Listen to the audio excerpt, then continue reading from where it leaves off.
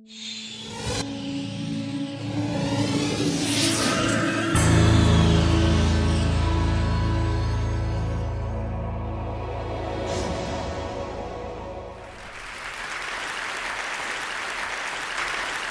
moved to Boston 10 years ago from Chicago with an interest in cancer and in chemistry. You might know that chemistry is the science of making molecules, or to my taste, new drugs for cancer. And you might also know that for science and medicine, Boston is a bit of a candy store. You can't roll a stop sign in Cambridge without hitting a graduate student. The bar is called the Miracle of Science. The billboards say lab space available. And it's fair to say that in these 10 years, we've witnessed absolutely the start of a scientific revolution, that of genome medicine. We know more about the patients that enter our clinic now than ever before, and we're able finally to answer the question that's been so pressing for so many years: why do I have cancer?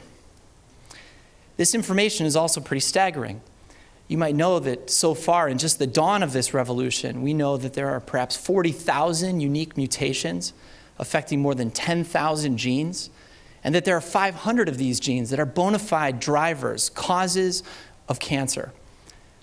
Yet, comparatively, we have about a dozen targeted medications. And this inadequacy of cancer medicine really hit home when my father was diagnosed with pancreatic cancer. We didn't fly him to Boston. We didn't sequence his genome. It's been known for decades what causes this malignancy. It's three proteins: RAS, MYC, P53. This is old information we've known since about the 80s, yet there's no medicine I can prescribe to a patient with this or any of the numerous solid tumors caused by these three horsemen of the apocalypse that is cancer. There's no RAS, no MYC, no P53 drug. And you might fairly ask, why is that? And the very unsatisfying yet scientific answer is, it's too hard. That for whatever reason, these three proteins have entered a space in the language of our field that's called the undruggable genome, which is like calling a computer unsurfable or the moon unwalkable. It's a horrible term of trade. But what it means is that we fail to identify a greasy pocket in these proteins into which we, like molecular locksmiths, can fashion an active, small, organic molecule or drug substance. Now, as I was training in clinical medicine and hematology and oncology and stem cell transplantation, what we had instead, cascading through the regulatory network at the FDA, were these substances: arsenic, thalidomide, and this chemical derivative of nitrogen mustard gas. And this is the 21st century. And so I guess you'd say, dissatisfied with the performance and quality of these medicines, I went back to school in chemistry with the idea that perhaps by learning the trade of discovery chemistry and approaching it in the context of this brave new world of the open source, the crowdsource, the collaborative network that we have access to within academia, that we might more quickly bring powerful and targeted therapies to our patients. And so please consider this a work in progress, but I'd like to tell you today a story about a very rare cancer called midline carcinoma, about the protein target, the undruggable protein target that causes this cancer, called BRD4, and about a molecule developed at my lab at Dana-Farber Cancer Institute called JQ1, which we affectionately named for Jun Chi, the chemist that made this molecule. Now, BRD4 is an interesting protein. You might ask yourself, with all the things cancer is trying to do to kill our patient, how does it remember it's cancer? When it winds up its genome, divides into two cells, and unwinds again, why does it not turn into an eye, into a liver, as it has all the genes necessary to do this? It remembers that it's cancer. And the reason is that cancer, like every cell in the body, places little molecular bookmarks, little Post-it notes that remind the cell, I'm cancer, I should keep growing. And those Post-it notes involve this and other proteins of its class, so-called bromodomains. So we developed an idea, a rationale, that perhaps if we made a molecule that prevented the Post-it note from sticking by entering into the little pocket at the base of this spinning protein, that maybe we could convince cancer cells, certainly those addicted to this BRD4 protein, well, that they're not cancer. And so we started to work on this problem. We developed libraries of compounds and eventually arrived at this and similar substances called JQ1. Now, not being a drug company, we could do certain things. We had certain flexibilities that I respect that pharmaceutical industry doesn't have. We just started mailing it to our friends. I have a small lab. We thought we'd just send it to people and see how the molecule behaves. And we sent it to Oxford, England, where a group of talented crystallographers provided this picture, which helped us understand exactly how this molecule is so potent for this protein target. It's what we call a perfect fit of shape complementarity, or hand in glove. Now, this is a very rare cancer, this BRD4 addicted cancer. And so we worked with samples of material that were collected by a young pathologist at Brigham and Women's Hospital. And as we treated these cells with this molecule, we observed something really striking. The cancer cells, small, round, and rapidly dividing, grew these arms and extensions. They were changing shape. In effect, the cancer cell was forgetting it was cancer and becoming a normal cell. This got us very excited. The next step would be to put this molecule into mice. The only problem was there's no mouse model of this rare cancer.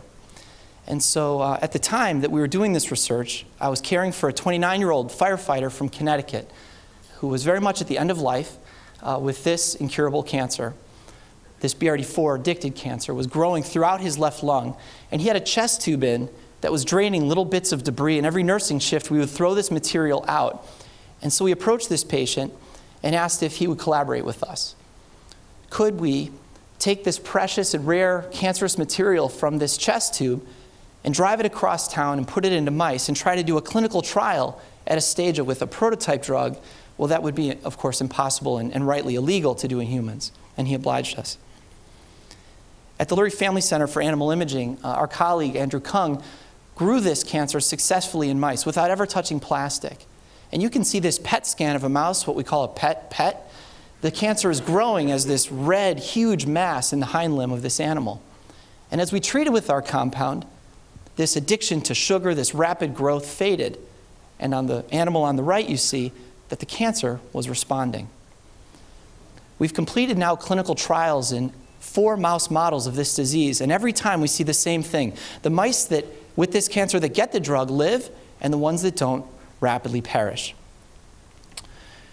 So we started to wonder, what would a drug company do at this point? Well, they probably would keep this a secret until they turn the prototype drug into an active pharmaceutical substance. And so we did just the opposite. We published a paper that described this finding at the earliest prototype stage.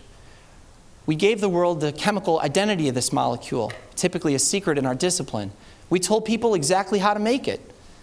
We gave them our email address, suggesting that if they write us, we'll send them free molecule.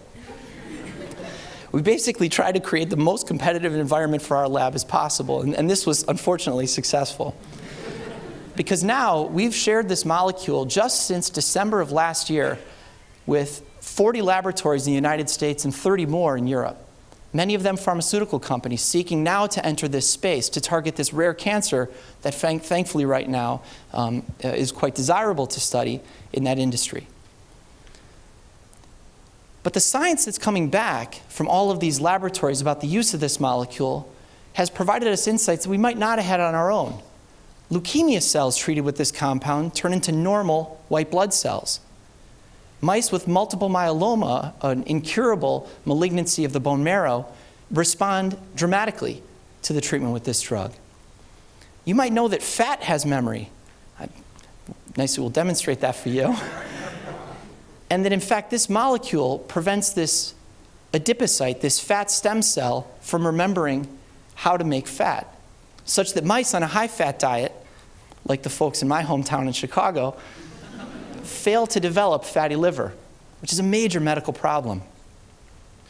What this research taught us, not just my lab, but our institute and Harvard Medical School more generally, is that we have unique resources in academia for drug discovery, that our center that has tested perhaps more cancer molecules in a scientific way than any other never made one of its own.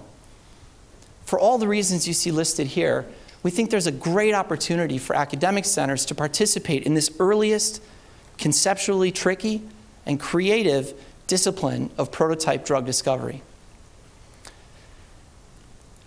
So what next? We have this molecule, but it's not a pill yet. It's not orally bioavailable. We need to fix it so that we can deliver it to our patients. And everyone in the lab, especially following the interaction with these patients, feels quite compelled to deliver a drug substance based on this molecule. It's here where I'd say that we could use your help and your insights, your collaborative participation to, unlike a drug company, we don't have a pipeline that we can deposit these molecules into. We don't have a team of salespeople and marketeers that can tell us how to position this drug against the other. What we do have is the flexibility of an academic center to work with competent, motivated, enthusiastic, hopefully well-funded people to carry these molecules forward into the clinic while preserving our ability to share the prototype drug worldwide. This molecule will soon leave our benches and go into a small startup company called Tentia Therapeutics. And really this is the fourth of these molecules to kind of graduate from our little pipeline of drug discovery. Two of which, a topical drug for lymphoma of the skin, an oral substance for the treatment of multiple myeloma, will actually come to the bedside for first clinical trial in July of this year. For us, a major and exciting milestone. I want to leave you with just two ideas. The first is, if anything is unique about this research, it's less the science than the strategy. That this, for us, was a social experiment. An experiment in what would happen if we were as open and honest at the earliest phase of discovery chemistry research as we could be. This string of letters and numbers and symbols and parentheses that can be texted, I suppose, or twittered worldwide is the chemical identity of our probe compound. It's the information that we most need from pharmaceutical companies, the information on how these early prototype drugs might work. Yet this information is largely a secret.